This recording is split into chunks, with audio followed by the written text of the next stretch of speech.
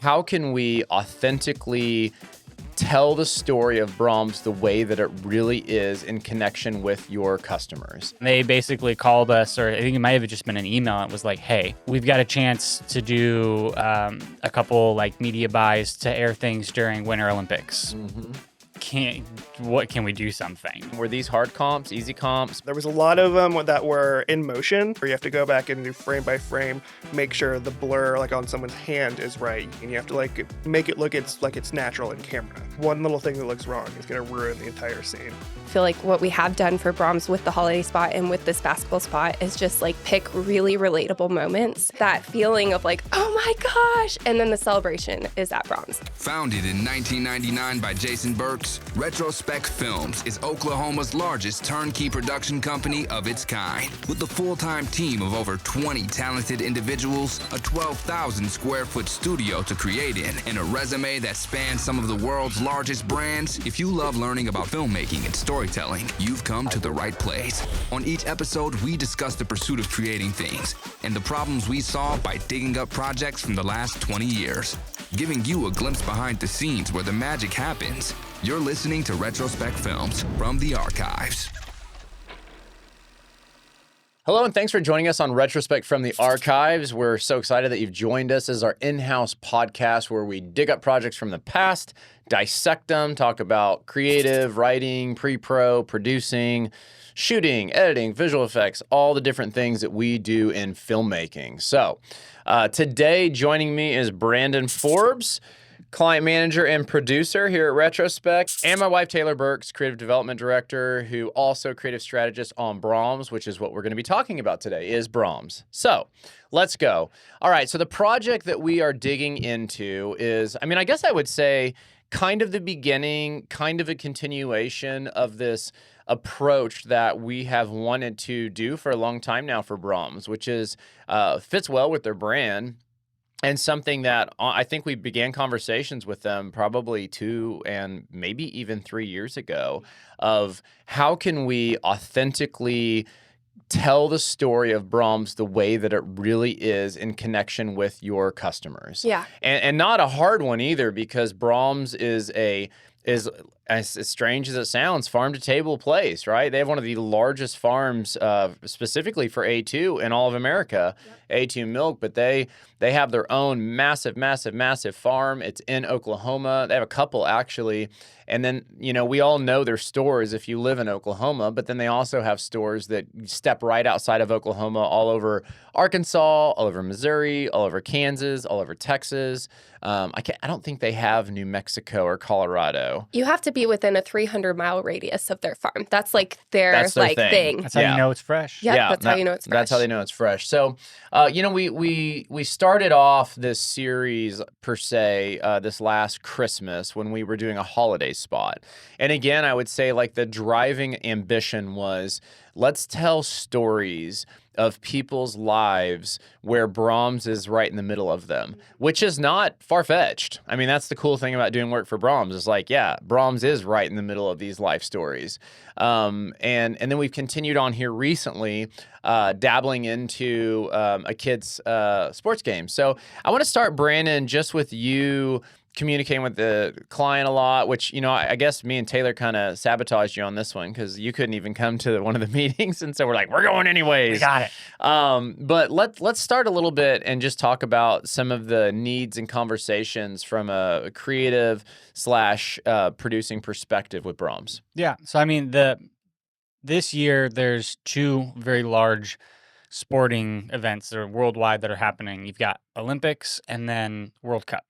And so the thought was, and we even talked about this last year, like creating these brand film essentially, but for different sports that could kind of like piece together into like one larger spot as we complete them all, but then also get us throughout the whole year. Because you've got baseball, basketball, soccer, like all these will essentially can cover us, and you can have something sporting wise going on every day of the year and on top of Olympics and then World Cup. And so trying to figure out what makes the most sense. And so we had just come back from Christmas break, and we hadn't really thought okay, what are we gonna like do right when we get back? It's like we had some ideas. We had just come off of the holiday stuff. It was great. We're like, okay, how can we maybe work on A2?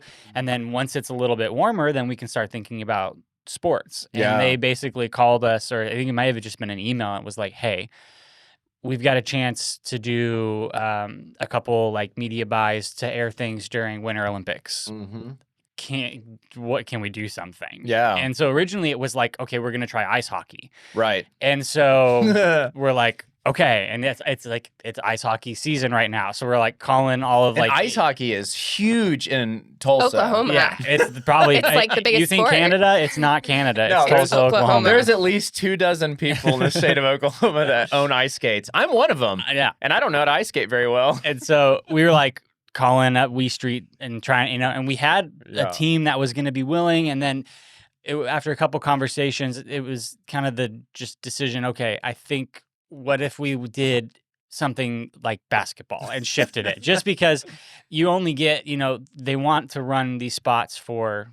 They want them for Winter Olympics, but Sure. you also, as a company, you don't want to spend money on something that only has legs for A week. 3 weeks. Yeah. And so it was like, what can we do that's different? It's like, well, basketball is really popular right now. And obviously in Oklahoma, especially because of the Thunder and what happened last year, it's like, Yep. okay, let's do basketball. And Yep. so shifted. Taylor had already written stuff for hockey. So we're like, can you just change it from skates and a stick to Right. shoes and a basketball? Yep. And so she did, and we sent it to them, and they're just like the easiest people to work with. They're like, yep, it's perfect. No questions. And so we're like, okay, we've got like less than 2 weeks to produce this. And so, I mean, luckily we know lots of people that work at nice, private schools that have access to gyms that are basically brand new and look really nice, Yeah. that match the color of Braum's and brand.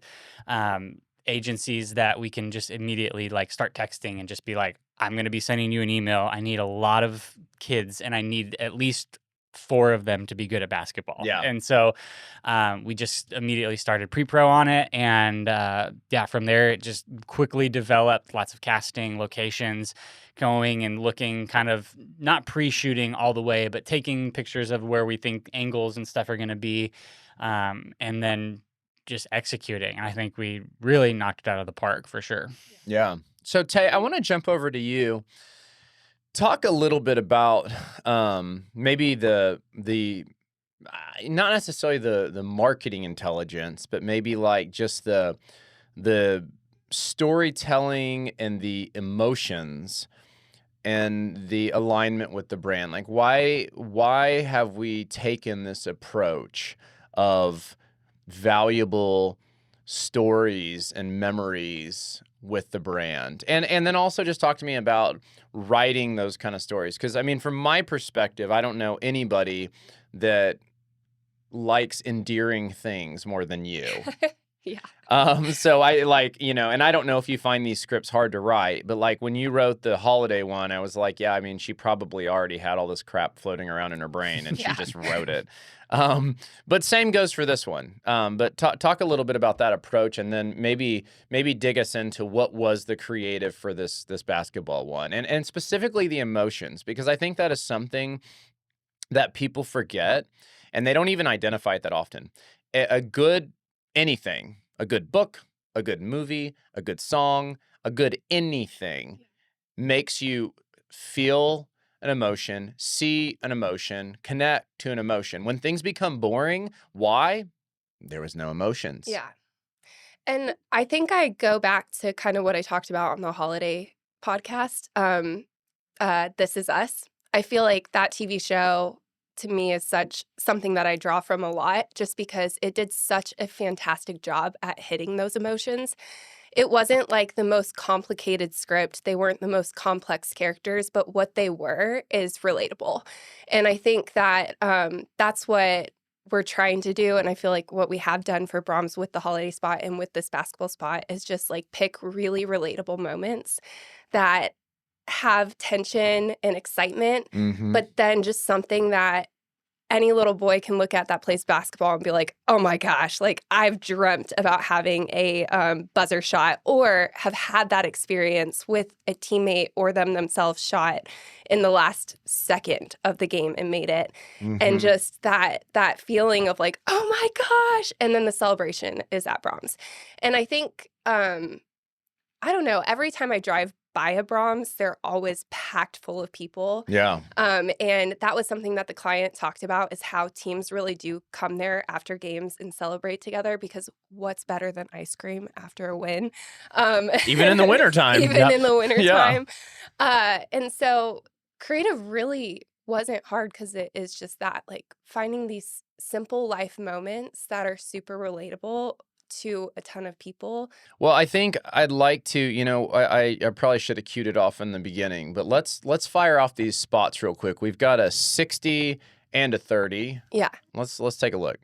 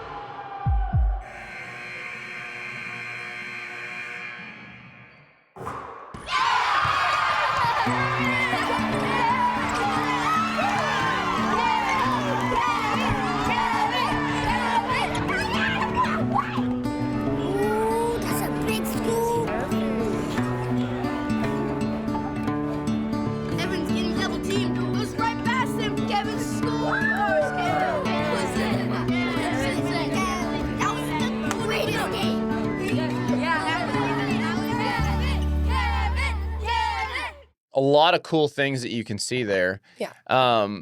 Taylor, I would be curious from your perspective, if you were just to like walk your brain through the spot, Yeah. what are some of the emotion, like the shots, like these shots that trigger an emotion where you're like, man, when you see that shot, when you see that shot, when you see that shot, and you don't have to hit them all, Yeah. but what comes to your mind? I feel like the first shot, I mean, the opening scene with the little boy who plays Evan, when he gets kind of guarded by the two, that's the first moment of like, okay, what is he going to do? But really, I feel like the biggest emotion that comes is right when you see the ball hit Kevin and he like snaps his head because he wasn't paying attention. And I just remember moments at my brother's soccer game watching players when we were younger, like totally be out of the game. Like they were only there because their parents were forcing them to be there. And I like love Benny did such a great job at playing that character. Yeah. Like I feel like that's the moment where like, oh my gosh, like what am I supposed to do? What am I supposed to do? And that moment always brings a smile to my face. And then we have two renditions of the 30, one where you don't see the outcome and the other where you do. But probably in the 30 where you do see the emotion of him making the basket, just the smile and the laugh on his face and his teammates running towards him. Like, yeah. It's such a cool moment. And I mean, it's not like so different from things that we've seen in movies and commercials before, but I feel like our actors did such a great job at playing those roles and really being a team. I mean, you would have thought that these kids were like best friends before the shoot, but so casting was huge in this, but that moment. And then I love the moment with the fries at the Braum's table where they're like reenacting the game and like Benny shoots, he scores. Like I mean, emotion is hard to explain, like capturing emotion. So many things went right on this shoot. They could have gone wrong with the wrong casting. I really feel like the scripting part wasn't super complex, but like if pre-pro didn't go correct, like it could have not worked. Yeah. If that makes sense. Yeah. So anyways, I think about too, like all those shots, but like I think that like profile with all the kids sprinting in, Yes. like even though it's just a quick shot, like that stands out Oh, to yeah. me. And then I really love it when the little girl comes and sits by her brother. Yes. Like there's something about like that little connection that I really like. And then of course like that one you pointed out where like Kevin's like it Brahms and he's like Yes. doing that and all his friends. But so proud of himself. He goes from being distracted Yeah. to just like, yeah, I'm the I'm the all-star. hero. but then like when we cut back to him at the game and they all have him on his shoulders. Oh. I mean, and that was funny because I didn't even direct that. Yeah, that was not It directed. just happened, The and I was kids just like, did it. I was sitting there holding the camera, and I was like, this is exactly this is what we're creating. And I feel like that's what has been really cool with these scripts is even the actors. I feel Yeah. like even with the holiday spot, it was so easy for them to get into character because they're such real life moments that people can get into. Yeah. And yeah, I don't know. I love that Brahms has trusted us to do creative like this because I think it's so impactful to a brand to tell real life stories. Like, I think the heart of all of us is to connect with something or feel like you can relate to something. And I feel like when you're watching these things play out, you can relate to that moment. And then when you see Brahms come into the mix, it's just like, oh, I want to celebrate at Brahms. Yeah. I think that's what's cool, is it offers connection through a brand. Okay, we have magically switched Brandon for Cole. Hello. Cole, so to finish off this episode, I wanted to chat a little bit about extensions, which, it was 2 weeks ago, probably on Proof One, where I was watching him and I was immediately like, love this, but every time I look into these backgrounds, it doesn't feel like a high intensity game, which I know it's funny because even some of the conversations, Taylor, that we had, I think there's a part of you that maybe liked the smallness of a small game, maybe. I think, yeah, and moments. And it's a juggle, right? Because like there's a humility or a humbleness from a little kid's game, but then there's also like I think even the fact that I wanted to see the ball go in and them throwing it on his shoulders, I was like, yeah, and I think it's because I played Little League basketball in second grade, and I was like, there's nothing cooler than like being on the court and feeling like there's a crowd cheering you on, feeling like it's professional. Yes, like feeling like you're a pro. I mean, I used to sit in our driveway at home and with a trampoline, and I was like, Michael Jordan's got the ball, he goes in. I'd lowered the goal and I'd jump on the trampoline, he dunks and the game is over. That was me as a kid. Funny. So I really connected with this, but when I saw those shots and I was like, there's no one behind that one, and there's no one on the sidelines, and there's no one over there. And I also knew, like, historically speaking, when you shoot handheld, rotoscopes are difficult.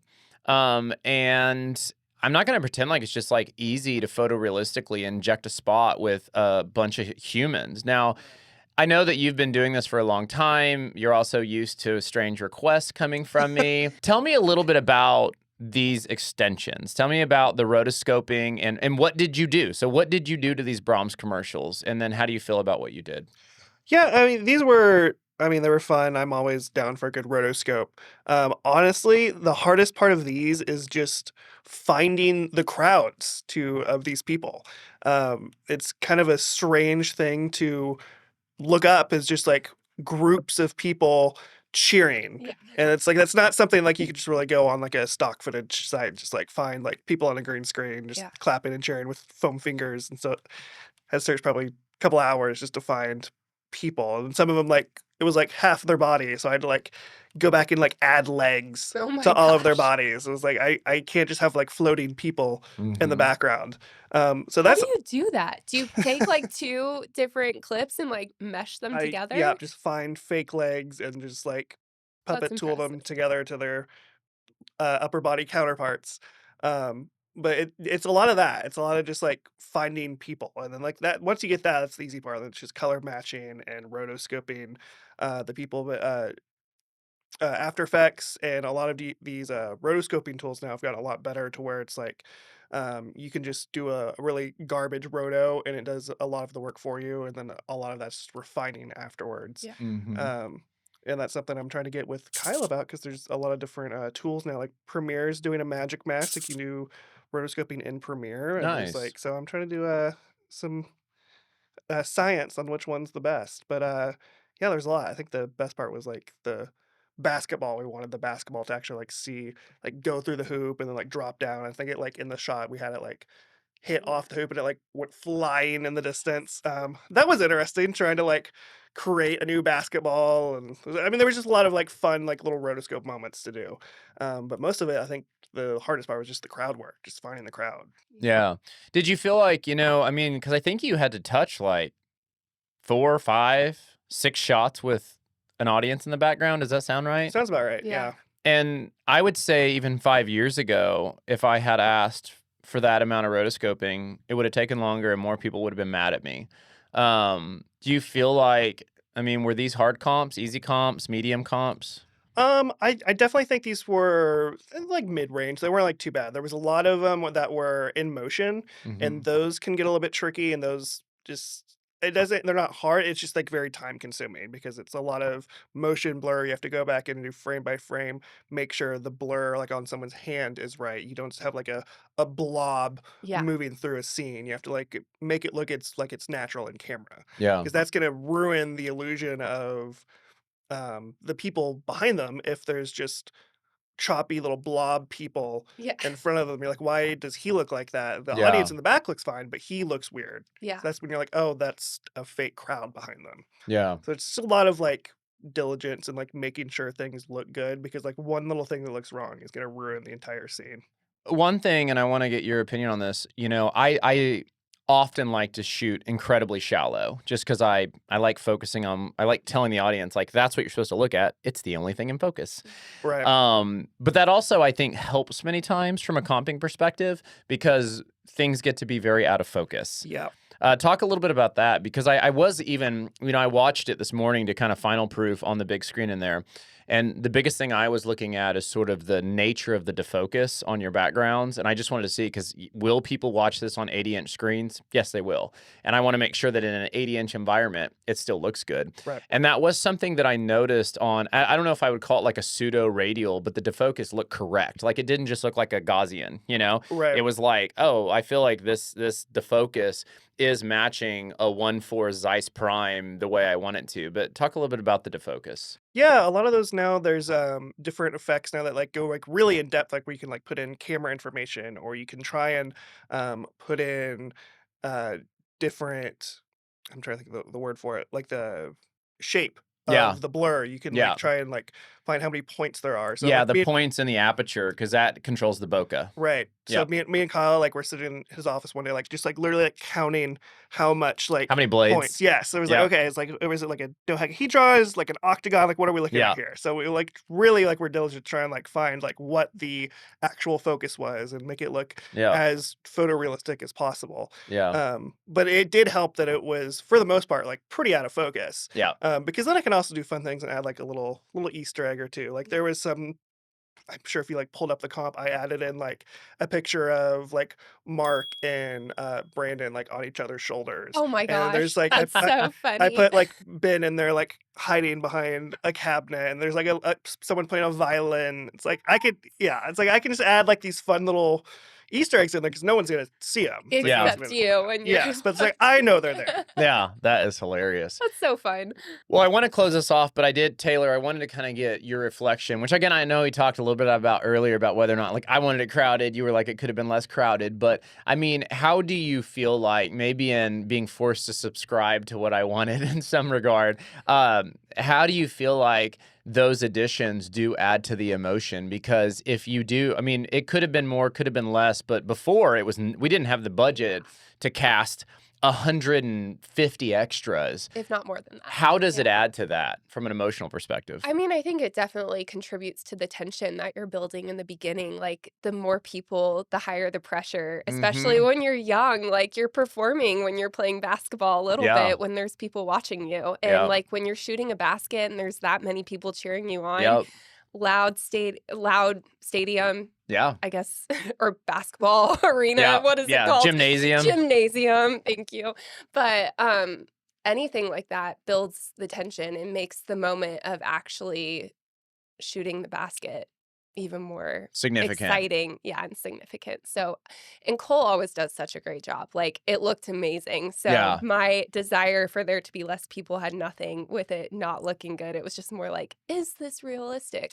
But you And know, 300 some- people really show up to In this some game. childhood Hey. dream of mine, I'm like, yes, it is. Yes, it is. My That- basketball games were never that exciting. He's Yeah, that kid's right. Hakeem Olajuwon, and he is getting watched. But it is a really cool spot, and Yeah. I definitely think the people contribute to that energy. So I'm really Yeah. happy that we added them. That's great. Well, we appreciate you guys joining us today for this podcast. Hopefully you enjoyed some of the info that you heard. If you want to check out other ones, we've got 50, 60, 70 of these episodes from the last couple of years on our website, retrospectfilms.com, and we will see you on future episodes. Bye. Later.